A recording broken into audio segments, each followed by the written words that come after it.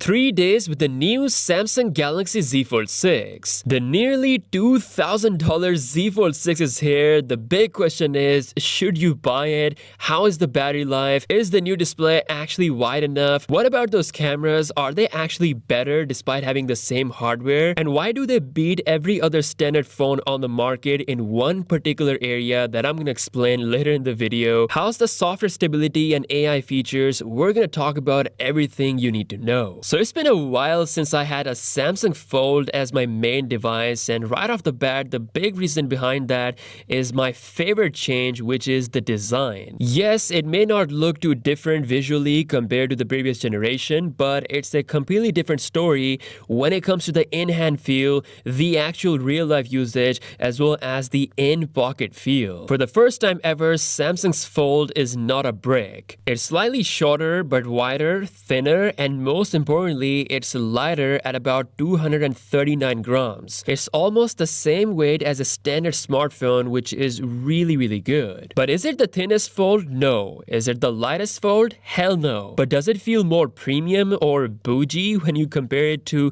some of the other Folds on the market?